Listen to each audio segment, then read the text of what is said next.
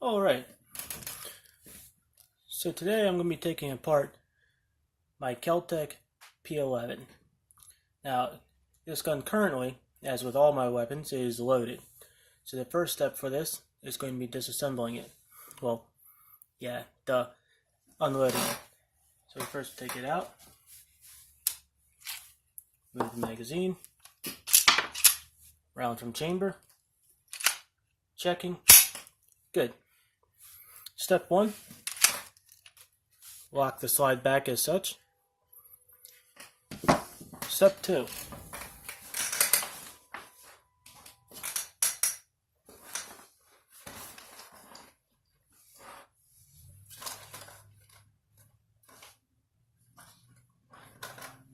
this will work.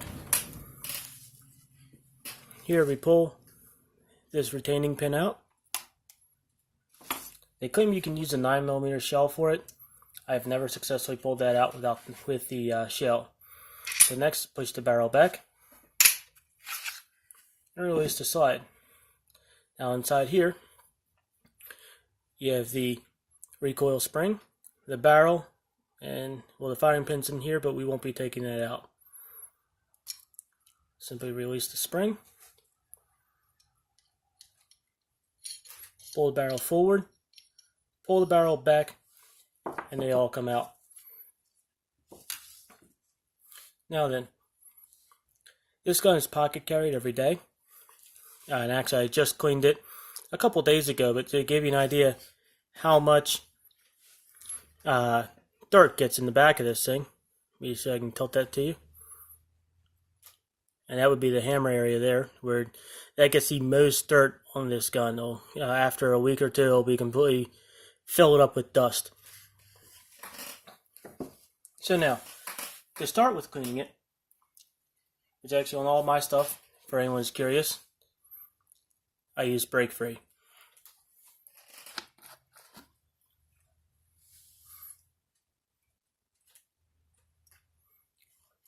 Pull a little out, hope I don't knock my bottle over.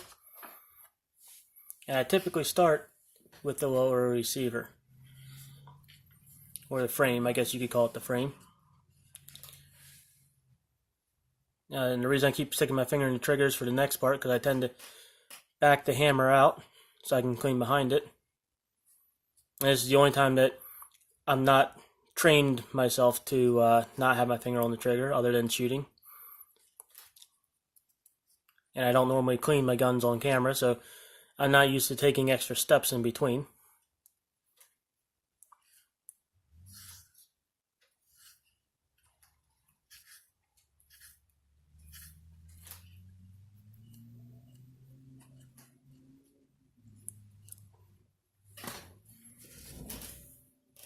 Set that off to the side. Grab another one. And I tend to end up oiling parts that probably don't need to be oiled, but I do anyway. I'll have it. I feel the oil helps keep the moisture away from everything. And attracts dirt, but that's why I clean it so often.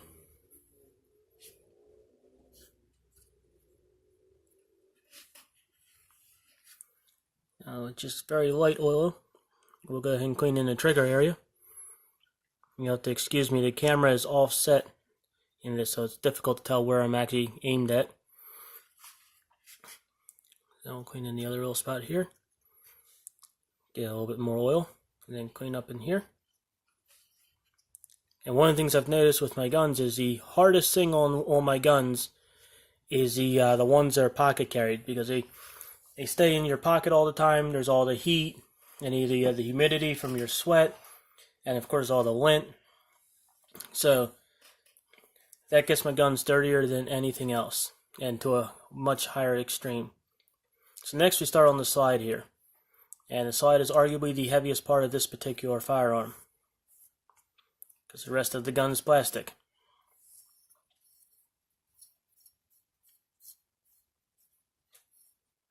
And again, you can see all the dirt that comes off that. And that's just after a few days. And then see the camera will focus on something other than my hand. There we go. I think it managed to focus on that, kind of.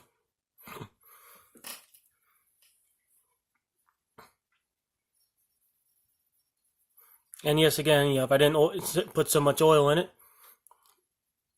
it would not attract dirt so readily. Then again, it wouldn't be so well lubricated.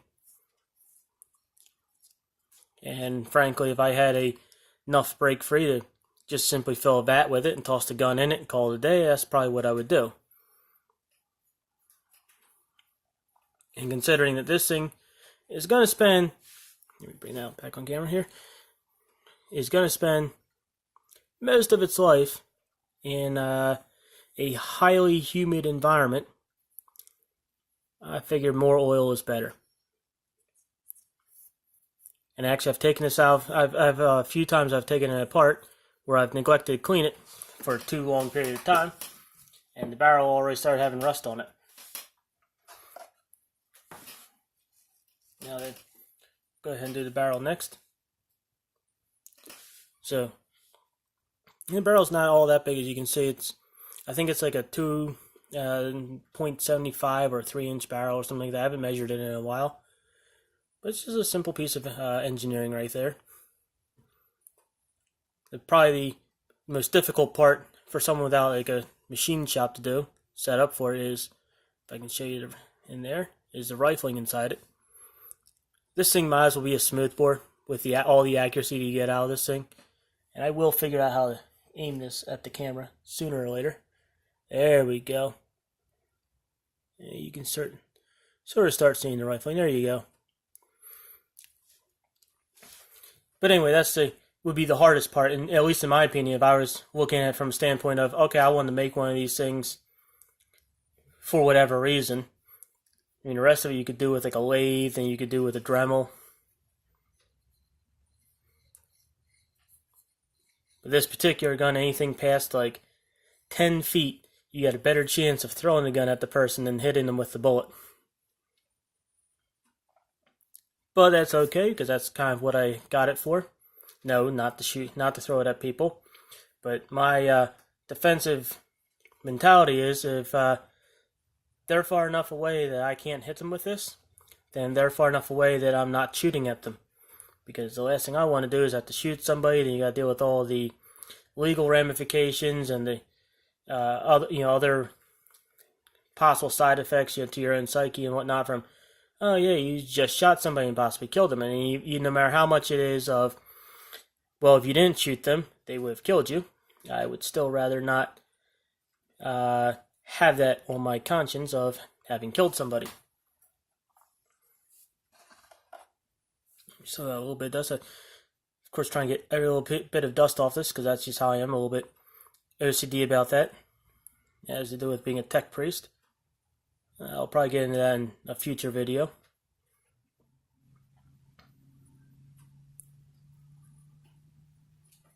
And now that's nice and oiled up. You can set that down. And then just for now, go ahead and stick. Let me bring these over to the camera better again, because I'm used to not doing this on camera. Basically, it pushes that forward, pull that back, and what locks it in place, and pull this back out again, is this little ridge. Bring this down. This little ridge right here where my finger's at locks right to here. So when this here comes back, it locks in. Now this is why, and I've actually heard of someone thinking their gun was broken because the barrel stuck up like this. This is why the barrel sticks up on a square-bodied semi-automatic. And the reason is, in order for this part here, in order for your barrel and chamber to unlock, they have to drop down. So let me drop that down there, and then the slide can come back. So when the slide comes back, the barrel has to be facing up in order for the slide to be able to come back, because once it goes forward again, it comes back up and locks itself in place. Now then, the springs don't really need too much in cleaning. They tend to actually stay pretty clean on this, and like I said, I just cleaned it a few days ago. So I just keep some oil on them, mostly keep them lubricated, make sure they don't rust. And this particular gun, you're going to see me struggle a little bit for this. This is a pain in the rear end to do, and actually many times it's so much of a pain in the rear end. And this was actually the easiest that went in. wow, first try. But typically, the end of this here fights you trying to come through that hole. And this rod here is actually plastic that the springs ride on, the guide rod. And the beauty of that is it lets you always bend it so you can line it up better with the hole there. The downside to that is the end of this is not perfect. And I've tried to machine it a little bit to make it a little bit better, to scrape a little bit of material off of it. But it wants to fight you going in here. So you end up fighting with it, and eventually it just goes in. So if I'm feeling lazy, I may sometimes leave the barrel in and leave the spring in, and simply just clean along the rails to make sure it slides smoothly, and then put enough oil in here that it wicks all the way down to the back. Now then, now that we got these all mated together, and this is hammer fired. You can see the hammer here. And the way Kel-Tec does their safety on this, because there is no mechanical, manual safety on it. You basically have your mag release here, and you have your slide release here, and then obviously when it's assembled, you have your retaining pin right here. And the retaining pin, what it's doing is in this notch here, the retaining pin sits in there and actually holds that in place. And it's entertaining if you let the slide fly forward without the retaining pin in place. So what they're doing is that they're using a 10-pound trigger as a safety. So the trigger on this thing, on this gun, and this will, you have to come all the way back, and you watch this long trigger pull. And I haven't even released the hammer yet. Just so I have something to smack against. Go ahead and place this here. So again, long, still more,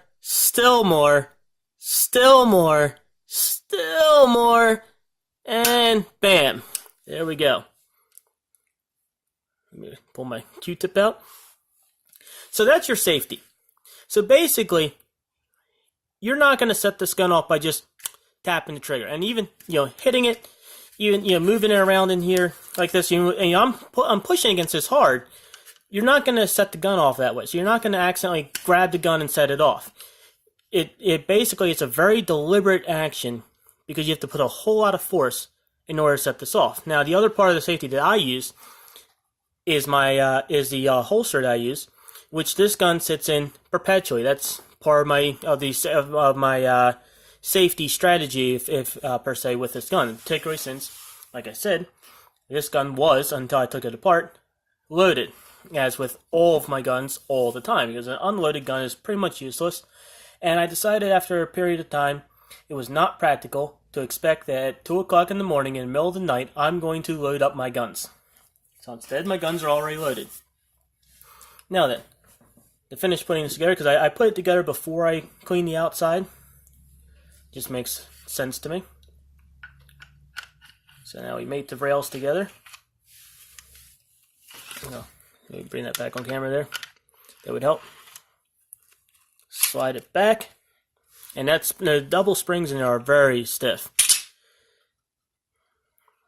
And in order to get the barrel into the right position, I have to jerk it real hard. So this is a very inexpensive gun, but it is far from refined. It's a pretty good gun, at least in my opinion. I know a lot of people cry, oh, Kel-Tec is horrible, and this and that. And the thing I've noticed though is that from people I've asked about, who told me or were telling me how horrible Kel-Tecs are. Well, I asked, and like one of my coworkers was telling me that, and he said, that Kel-Tec was horrible. They don't work, and everything. Well, have you ever shot one? Well, no. Have you ever held one? Well, no. Well, then how do you know they're horrible? So, at least now, either maybe I just got lucky and I got the 2 good Kel-Tecs out there. The other one will be in a future video. But these are great guns if you're on a budget, like I was when I bought it, because this was the first handgun I bought. And you need a gun now, and you decide that a cheap gun is better than no gun. And another beauty of a gun like this is, if you do shoot an attacker, in most cases, the police will take your gun and hang on to it for evidence. In that particular case, well, this is a this gun fits into one of two good areas. Either A, it's a budget backup gun that you might say, for instance, have in your vehicle so that in the event that you have to defend yourself and the police decide to keep your gun for a period of time, you can instantly grab your backup gun, and that way you don't go without being covered by protection. The other part is, this is a great gun to carry as your primary concealed carry gun, because if you do have to shoot somebody with it and the police hang on to your gun for a bit, you're not going to cry too much over them hanging on to your $275 gun, which is what I bought this for when I bought it new. And the magazines are cheap, which is also nice. So now this is together. Just put a thin coating of oil on the outside. And since, like I said, this spends most of its time sitting in my pocket, the coating of oil definitely helps it. Like my FMP45, the whole thing is stainless. It's coated stainless, but still stainless, so I don't have to worry about rust on that as much. You're not going to spend under $300 on most handguns and then expect them to be stainless steel. I'm sure there's some out there, but I have not seen one.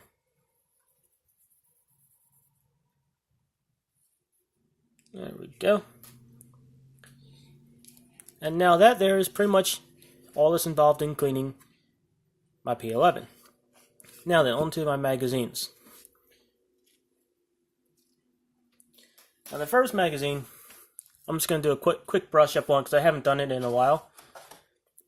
And the thing I noticed that the magazine that sits in the gun actually tends to stay pretty clean because the gun pretty much closes up all the entry points. So I very rarely actually disassemble the magazine. Now the magazines I carry as backups, after about 2 days, are useless because they get all nice and crunchy inside there, so I clean them every 2 days. And since I'm lazy and don't want to have to clean them every 2 days, I have multiple magazines. You can never have too many magazines.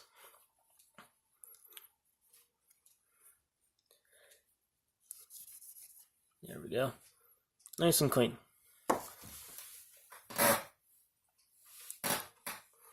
Sorry, my chair is very creaky. So, the final step for me is going to be mating them together. So, put the magazine nice and firm, finger off trigger, pull back firmly, let it fly. Carefully set it down, grab your spare bullet, and half this is going to be off camera because, again, I'm not used to doing this on camera and I can't watch the screen and the what I'm doing at the same time. And that way you have 10 plus 1. And finally, done. Set that off to the side. Now then, let's talk magazines. Now these are the two magazines, or two of the magazines I have, but the two different styles I have. The first one here, this is the factory magazine. This is what you get when you buy the gun. It comes out of the box. This is a replacement that I bought because I actually broke one of my magazines. I broke the feed lips on it, so it wouldn't cycle reliably. And after messing with it for a while, I went, the magazine's like $15. Buy another magazine. The other magazine is a Pro Mag. I got 4 of them originally off Cheaper and Dirt, and I broke one of them. So I got 3 of them now, and that's why I have that one. So, I prefer both mags. And here's what I mean by that. Let me grab this one here real quick and show you. On the bottom of this, you'll see how that sits relatively flush.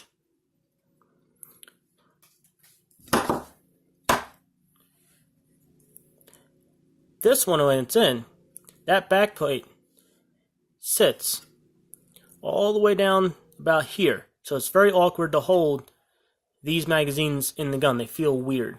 So the reason I like both magazines is these magazines are much more comfortable in the gun, and it takes a little bit to get used to it. Once you're used to having your pinky down there, it's not bad at all. But these magazines are much more comfortable in your pocket, which is why I carry them. So, and the reason for that is their base plate. Let me show you here. Let me try and hold them level. And bring them into angle with the camera. There we go. So the base plate of these, as you can tell, one is plastic, one is metal. One looks like a freaking knife. The other does not. Guess which one is more comfortable in your pocket? So, the one that does not feel comfortable in the gun is much more comfortable as my backup mag. And since I figure if I ever need my backup mag, the last thing I'm worried about is how my gun feels in my hand, because I probably am not noticing that because I'm too busy noticing the fact that I have bullets flying in my direction. That's the one I carry as my backup mag. Now then, because of that, they do get dirty rather quickly. Now to disassemble the mag that comes with the gun. I'm going to grab our little mag disassembly tool here. Not that one. Rod works fine for it. It's the beauty of guns. A lot of tools are not designed to be tools for this, work for this. So basically in here there's a base plate. Inside this base plate is pushed down by the spring. And basically all it does is it holds this base plate in place with this little indent here. So you push that in. It's a lot easier pushing in if you take the bullets out of the mag first. So we're going to go ahead and start with that.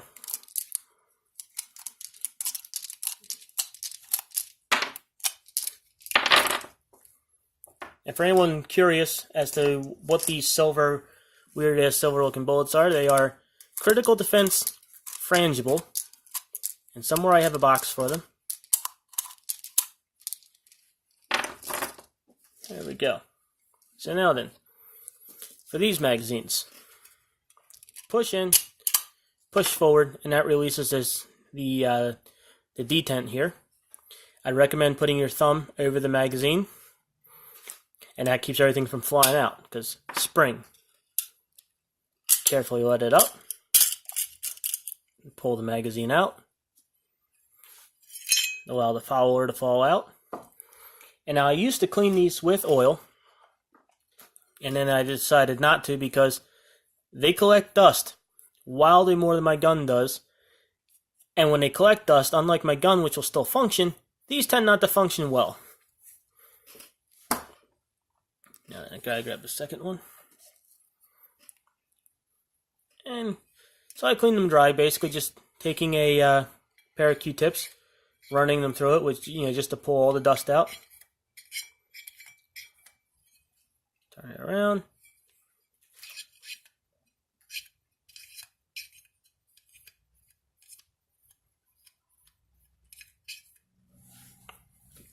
There we go. Now then, the internals of this are a little bit different. And I'll take the other one apart now so I can show the differences here for these internals for the Pro Mag to the other one. Actually, believe it or not, I prefer taking them apart to Pro Mags. Now there's the two reasons for this. One, the first thing you'll notice is it's toolless to take apart. Now no, these did not come toolless like this. You see, since my Pro Mags, I was taking apart so often, it got annoying looking for a tool to push in the detent. So, this was the original retainer. I basically took a Dremel and removed this detent. So now these are toolless. And I actually discovered the idea of doing this because I broke one of them and I basically broke that detent off. And I realized, and then I quickly realized it was much easier to clean it because I could just slide it off. And I also noticed that it was not really inclined to come off. Now, a few differences. On the original magazine, this is metal, this is plastic. They have a different follower design, and I haven't really found much of a reliability difference between the two, though I have not, to be honest, shot very many rounds through this to give a real good review on how reliable each magazine is, but I do know the gun will cycle through both magazines just fine. Personally, I prefer the Pro Mags, again, for taking apart, because the Pro Mag, when you put this back in, sits nicely in that spring holds it nicely in place. On the other hand, the original one kind of does this balancing act over the spring, cradling it, and I guess potentially it's more reliable because it's got these nice long followers on it, but it's a pain to take apart, and again, Most of what this gun's going to do is sit in my pocket and then be taken apart. Sit in my pocket some more and be taken apart again. Day in and day out. See, I don't live like in Philly, so I don't have to worry about being in shootout every other day. I don't have to fight my way to the mailbox. I don't have to fight my way to the store. Hell, the store around here, I can leave my truck running with the windows down and the doors unlocked and stuff in the truck in plain view. Know that I will come out of the supermarket 30 minutes later, my truck will still be sitting there running, and everything in the truck will still be in the truck. Because I live in a place where people actually have a moral code. It's called the countryside.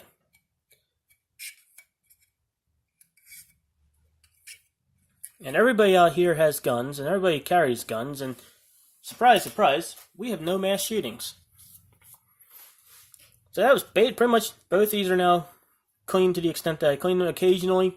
Especially if they start getting some corrosion on the outside, I'll clean the outside of the magazine.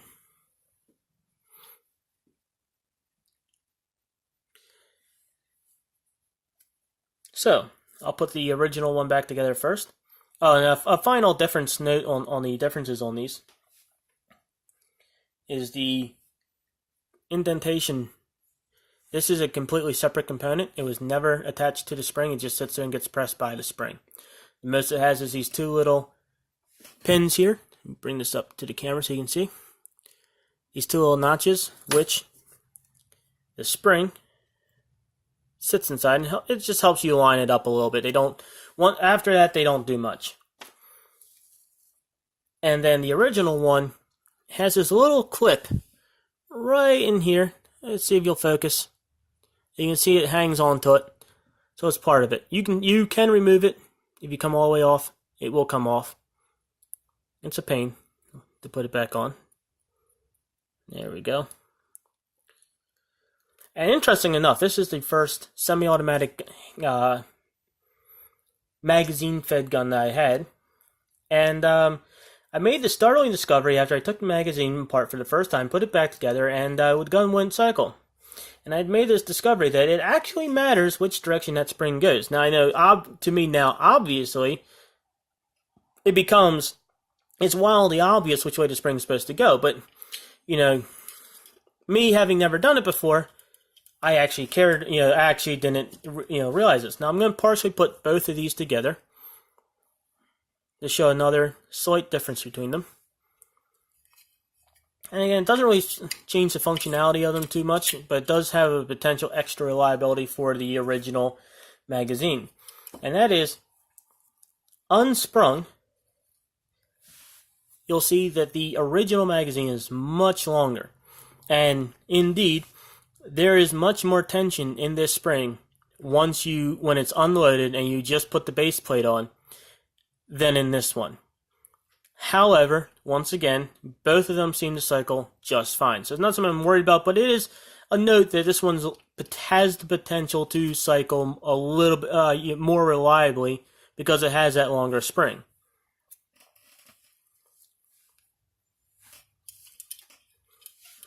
Now then, for the pain in the rear end part, and actually, an annoying thing for putting this together is this gun actually cares which way you put this base plate.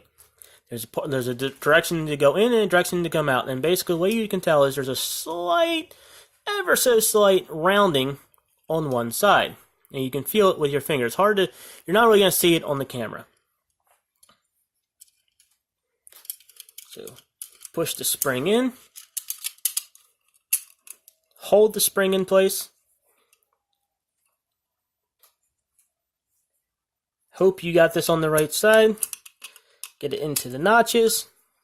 Now, this is helping hold this down for me. Push it down a little more, get rid of that detent. Fight with it some more. And eventually we may get this to go in. Or we won't.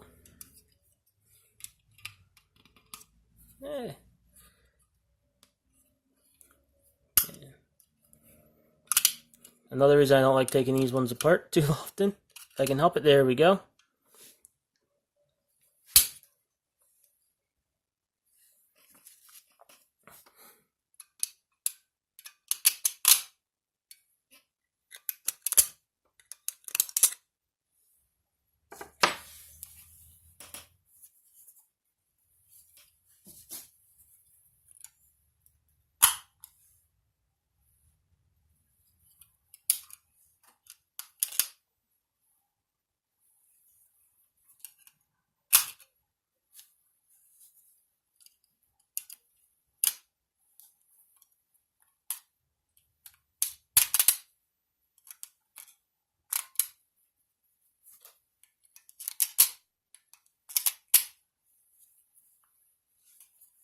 can see some of these.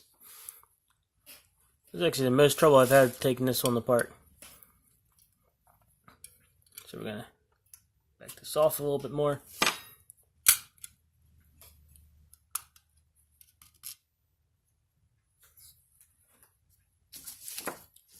And I'm just about ready to say that's close enough.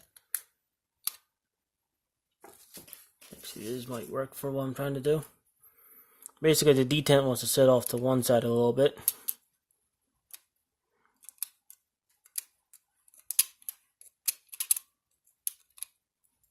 There we go.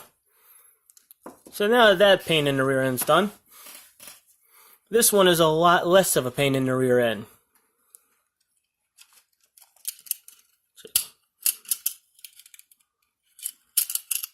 So push this down.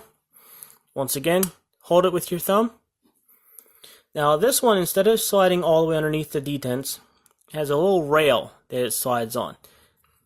So it makes it also wildly easier to figure out which direction this goes on. And that's it. Now you just count out 10 rounds to each. 1, 2, 3, 4, 5, 6, 7, 8, 9, and 10. And 1, 2, 3, 4, 5, 6, 7, 8, 9. And for number 10, I'm going to hold off for a moment just to show this a little bit closer. So this is what I carry. They're from Critical Defense. They're a lead-free, frangible bullet. And they're also extra light. When the first time you pick one of these up, especially when you pick up the whole box, like the box won't even feel like there's anything in it. So when you pick one of these up for the first time, you're just gonna be kind of like blown away by how light they are, and you're gonna wonder how the hell do they work. Well, the way these work for this particular bullet, their strategy that they're using is extreme velocity, whereas a normal 9mm round might be coming out of there in the maybe low 13s or the even maybe as low as like 1100 or so. This thing's cooking out of there at almost 2,000 RPM. RPM feet per second. I'm also a mechanic, so RPM is a big thing for me. So almost 2,000 feet per second. So you're getting into that rifle velocity area there. And then once the round impacts, it basically it disintegrates inside its target, which is why you have that massive hollow point in there. If you see if I can bring this up so you can see it. And there you go. You can see just how deep that hollow point is. That wall is very thin. So these things are not really going to be going through a whole lot of barriers before they disintegrate. So a few benefits of these rounds is that they are going to have excellent stopping power against what you want to stop. They're going to not be going through your entire house and then into your neighbor's house and killing your neighbor, because that's bad. They're basically going to do what you want them to do, and they're not going to take their time about getting to where you're going at. Though, like a lot of people complain about the 45 ACP having this lethargic pace that it runs at. I think mine run in the neighborhood of 800 feet per second. I got BB guns that go faster than that. But in the whole scheme of things, at pistol ranges of engagement, 800 feet per second is going to get there faster and you're going to react. So it's not really going to be that big of a deal. Until you start getting to like the longer ranges and you're trying to hit that moving target at a longer range, and you guys start having to worry about giving more lead and whatnot. But for the range that I would defend myself at, the velocity is not much of an issue.